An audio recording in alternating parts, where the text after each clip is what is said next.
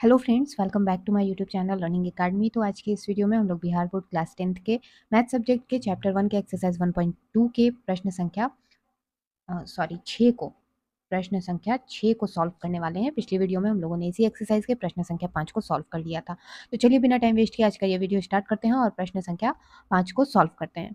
लेकिन उससे पहले आप सभी से एक छोटी सी रिक्वेस्ट है कि अगर आप हमारे यूट्यूब चैनल पर पहली बार विजिट कर रहे हैं तो प्लीज़ हमारे यूट्यूब चैनल को सब्सक्राइब करके बेल नोटिफिकेशन पर क्लिक कर दीजिएगा, जिससे आने वाले हर वीडियो के हर लाइव क्लासेस के नोटिफिकेशन आपको समय समय पर मिलती रहे। तो आइए आज का वीडियो स्टार्ट करते हैं और प्रश्न संख्या 6 सॉल्व करते हैं। तो हमारा प्रश्न जो है वो कह रहा है कि व्याख्या कीजिए कि 7 गुना 11 गुना 13 प्लस 13 और 7 गुना 6 गुना 5 गुना 4 गुना 3 गुना 2 गुना 1 प्लस 5 भाज्य संख्याएं क्यों हैं। ठीक है, तो सबसे पहले आपको यहाँ पे ये समझना है कि ये जो प्रश्न में संख्याएं दी गई हैं ये भाज्य संख्याएं दी गई हैं। ठीक है, अब भाज्य संख्याएं ये जो है वो क्यों है ये आपसे पूछ रहा है। तो उससे पहले आपको ये समझना होगा कि भाज्य संख्या और अभाज्य संख्या क्या होता है। ठीक है, तो आइए आपको यहाँ पे मैं समझा देती हूँ कि भाज्य संख्या और अभाज्य संख्या क्या होता है, तभी हम इस प्रश्न को सॉल्व कर पाएंगे और अच्छे से समझ पाएंगे। ठीक है, देखिए जो भी हमारा यहाँ पे भाज्य संख्या होता है, ठीक है, मान लीजिए कि एक संख्या है यहाँ पे हमारा 10। ठीक है, अगर हम लोग 10 को यहाँ पे इसका गुणनखंड करते हैं तो यहाँ पे हो जाएगा 2 गुना 5, फिर 5 से ये एक बार में चला जाएगा। ठीक है, आ रही बात समझ में। मान लीजिए कि यहाँ पे है 12, 2 ये जाएगा 6 बार में, फिर 2 से ये 3 बार में, फिर 3 से ये एक बार। तो ये जो संख्या है, दोनों संख्याएं 10 और 12, आप यहाँ पे देखिए तो इन दोनों संख्याओं का गुणनखंड जो है उसमें 2 से अधिक संख्याएं हैं। ठीक है, और जिस संख्या का 2 से ज्यादा गुणनखंड होता है वह भाज्य संख्या कहलाती है। ठीक है, अब जैसे कि ये जो संख्या है 10, इसका जो गुणनखंड है आप देखिए तो ये 10 जो है वो स्वयं से और 1 के अलावा 2 और 5 से भी जा रहा है ना। यानी कि 10 जो है वो स्वयं से 10 जो है वो 10 से भी कट सकता है, 10 के पहाड़ा से, और 1 से भी जा सकता है, लेकिन ये 10 और 1 के अलावा 2 और 5 से भी जा रहा है। तो जो संख्या स्वयं और 1 के अलावा भी किसी और संख्या से कट जाता है, यानी कि जिसका गुणनखंड, जिस भी संख्या का गुणनखंड जो है वो 1 और स्वयं के अलावा भी कोई दूसरा संख्या होता है। ठीक है, या आप सिंपली ये कहिए कि जिस संख्या का 2 से ज्यादा गुणनखंड होता है वह संख्या भाज्य संख्या कहलाती है। ठीक है, जैसा कि मैंने आपको यहाँ पे समझाया कि 10 का गुणनखंड 1 और स्वयं के अलावा भी है, क्या है, तो 2 और 5 भी है ना। तो इसलिए 10 और 12, अब 12 में भी देख लीजिए, 12 जो है वो 12 से भी कट सकता है और 1 से भी, लेकिन उसके अलावा यहाँ पे ये 2, 2 और 3 इनसे भी कटा है ना। यानी कि 12 का भी जो गुणनखंड है वो 2 संख्याओं से अधिक इसमें संख्या है। तो जो भी संख्या जिसका गुणनखंड 2 से जिस संख्या का 2 से ज्यादा गुणनखंड होता है वो भाज्य संख्या कहलाती है। अब अभाज्य संख्या इसका ठीक विपरीत है। अब जैसे कि अगर हम यहाँ पे ले ले 11, तो 11 जो है वो 11 से एक बार में ये चला गया, यानी कि 11 जो है वो स्वयं के अलावा 1 से कट रहा है। अब इसके अलावा ये किसी भी संख्या से नहीं कटेगा, यानी कि जो संख्या, जिस भी संख्या का 2 गुणनखंड होता है, सिर्फ 2 गुणनखंड, एक वो स्वयं से जाएगा और एक 1 से जाएगा। ठीक है, तो वो अभाज्य संख्या होता है। सिंपली है कि 3 जो है आप देख लीजिए, 3 जो है वो 3 से ही जाएगा और 1 से ही जाएगा। 11 जो है वो सिर्फ 11 और 1 से जाएगा, है ना। तो वैसी संख्या, सिंपल लैंग्वेज में आप समझ लीजिए, वैसी संख्या जो स्वयं के अलावा, स्वयं और 1 के अलावा और भी किसी संख्या से कट जाए, उस जो है वो भाज्य संख्या है। यानी कि आप ये भी कह सकते हैं कि जिस संख्या का 2 से ज़्यादा गुणनखंड होता है वह भाज्य संख्या है, और जिस संख्या का 2 गुणनखंड ही होता है वह अभाज्य संख्या है। तो उम्मीद करती हूँ कि आपको भाज्य और अभाज्य संख्या समझ में यहाँ पे आ गया है। ठीक है, तो अब हम लोग इसको देखते हैं। तो आप यहाँ पे देखिए कि ये जो प्रश्न है 7 गुना 11 गुना 13 प्लस 13, इसका मतलब है कि जब हम लोग 7 में 11 और 13, ठीक है, चूंकि बीच में प्लस है तो ये एक तरफ आ जाएगा और ये एक तरफ, तो इन तीनों को जब हम लोग गुना करेंगे और 13 को जोड़ेंगे, और जोड़ने के बाद जो भी संख्या आएगा अगर हम उसका गुणनखंड करेंगे तो वो स्वयं के अलावा, ठीक है, वो जो है संख्या आएगी, इतना सॉल्व करने के बाद जो भी संख्या आएगी वो संख्या का जो गुणनखंड जब हम करेंगे, जो उसका गुणनखंड आएगा तो वह संख्या स्वयं के अलावा 13 से भी कट जाएगा। ठीक है, वो संख्या क्या होगा, 13 से भी, स्वयं के अलावा 13 से भी कट जाएगा। ठीक है, तो इसलिए ये जो संख्या है यहाँ पे भाज्य संख्या है। इसको मैं आपको यहाँ पे लिख के समझाती हूँ। यहाँ पे हम लोग सॉल्व करते हैं इस प्रश्न को। लिखेंगे, दिया है एक संख्या 7 गुना 11 गुना 13 प्लस 13। तो सबसे पहले तो हम कॉमन ले लेते हैं यहाँ पे। ठीक है, तो यहाँ पे हम 13 कॉमन ले लेंगे क्योंकि प्लस के इधर भी 13 है और प्लस के इधर भी 13 है। तो यहाँ पे हम लोग ले लेते हैं 13 को कॉमन, और यहाँ पे हो जाएगा हमारा 7 गुना 11 गुना 1, और यहाँ पे हो जाएगा प्लस 1।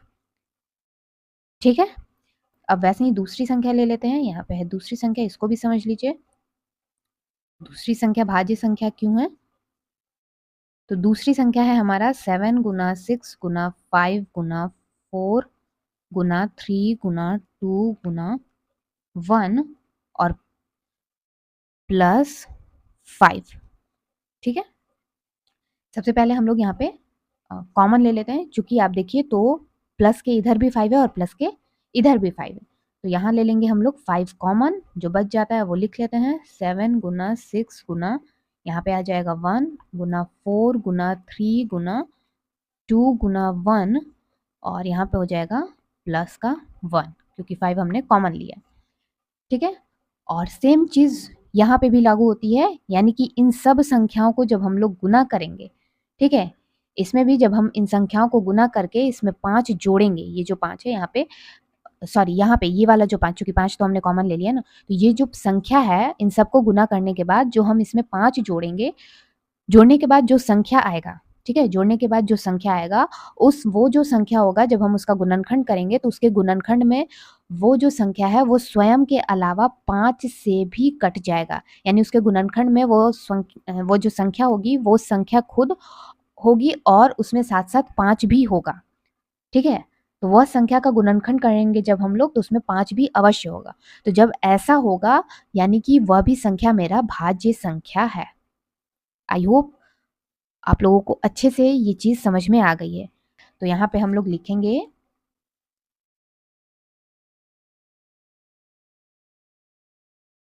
दी गई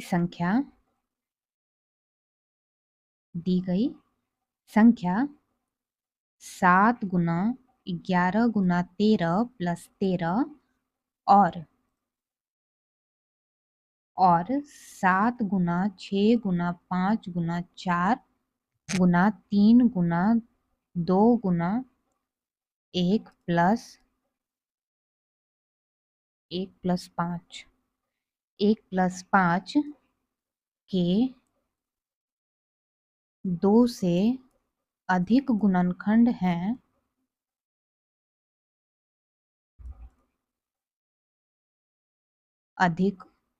गुणनखंड हैं, इसलिए ये संख्याएं भाज्य संख्याएं हैं।